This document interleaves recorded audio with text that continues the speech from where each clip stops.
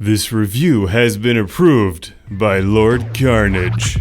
Banished from Earth Classic Game Room broadcasts from the Intergalactic Space Arcade on its never-ending mission to review everything.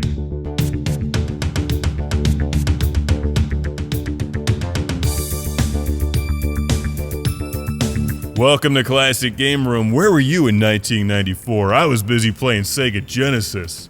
Not this game, though. This is the World Cup USA 94 for Mega Drive, which features some guy kicking the entire planet Earth with his foot.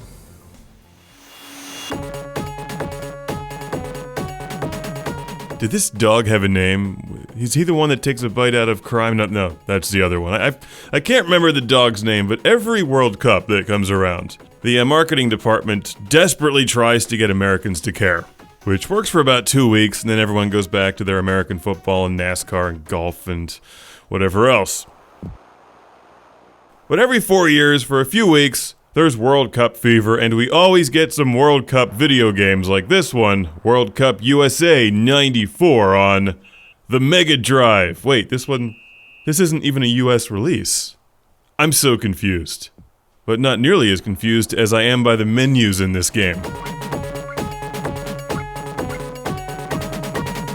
Whoever thought it was a good idea to put this dog on everything with pictures instead of text should be attacked by cartoon dogs. It's super annoying, confusing, and forced me to go to the manual and follow a flowchart to figure out how to play the game. And the short version of this review is that the designers put 95% of their time and effort into customization and 5% into gameplay. There's a couple different speeds which you can change by pressing the button which has the dog in a wind tunnel, I think. The default speed is way too fast, and the opposing team fouls you immediately, constantly. So you can't even run the length of the field without being tripped or stabbed. When you score a goal, there's like two guys in the crowd that go, "Yay," and that's it. I think they forgot this is supposed to be fun. Also, there's two parts of the field you can score from almost constantly once you figure it out. The trick is getting there without being fouled.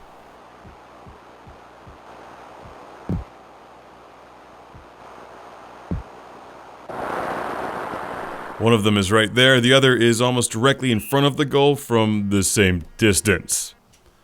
So I have this vision of a room full of designers with 10,000 ideas on paper that they're programming into the game, and then at the last minute they decide to play it.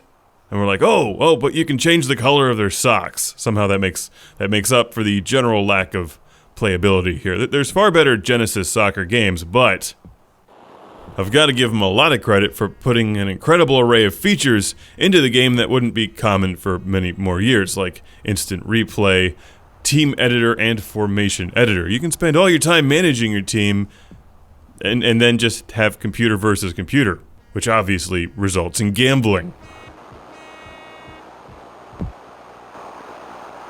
Not the most playable soccer or football game for your Mega Drive, but an interesting one. Did I mention you can even change the weather? And you can turn off offsides, something I'd like to do in the real sport. Come on, you know that would make it way more exciting. Just having the guys hang out by the goalie with a baseball bat. You can play 1 to 4 player games, and this even has that feature where you can record your gameplay and then edit it together later and post it on the internet for your friends to watch and rate. Well, maybe not that one.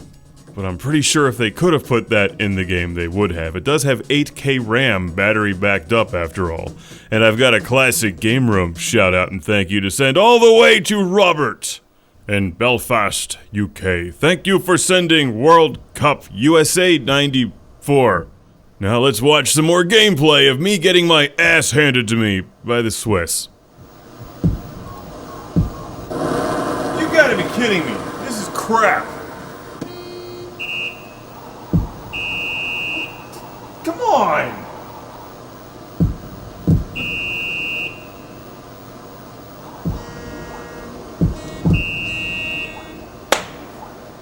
The Swiss are a cruel and unforgiving people.